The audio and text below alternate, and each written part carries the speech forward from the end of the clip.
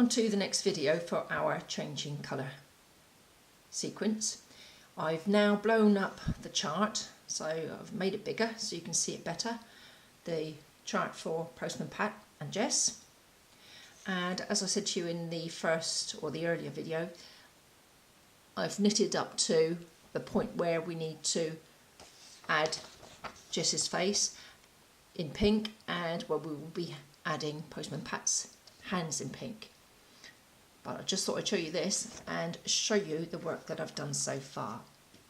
So as you can see,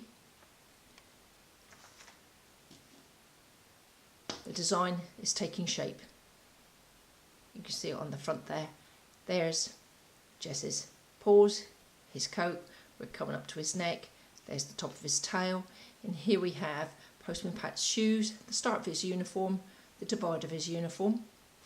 And I did use garter stitch to stop the work curling so that you could see it better. So again, if we just hold that and bring the chart up, you can see how it looks compared to the chart. So on the front it looks quite okay, everything's carrying well, it's smooth, it's flat, it's not tight, and that's what you need to maintain. You do not want tight work, because if it pulls it, it's going to look a bit odd. Now the back looks totally different, and here we go.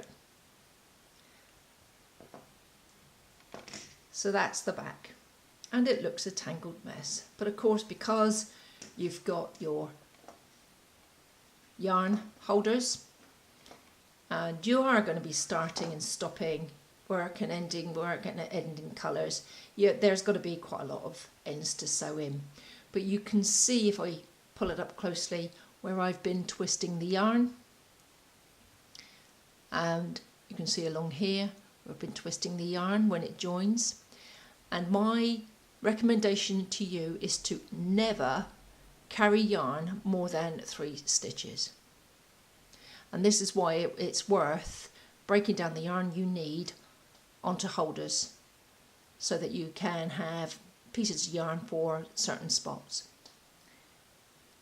What I've done is I've done just something slightly different. So although I've got yarn holders for some of the colours, I'm actually using a ball here, and I'm pulling from the centre and I'm pulling from the outside, and that's because this is our main colour, so it's got more work to do as the colour changing grows.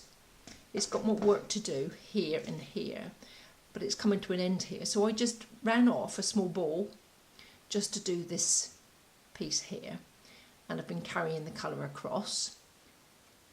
As you can see, it's been carrying across the back of the black, and it just saves you having too many ends to sew in. But these pieces here are running off. One piece is running off the middle of the ball, and that piece is running off the outside of the ball. So what I'm going to do is we're going to be doing a purl row, and that's probably the best one to show you to start off with. And what you have to remember is that every row is different, so you don't get 2 rows the same, and you must remember that you're going to be joining in your colours. So at this point over here, I'm going to be joining in pink for the face. But like I say, it's probably best to show you purl, because that's the messy side and that's the carrying colour side. So I'll just prepare the pink and then we'll begin.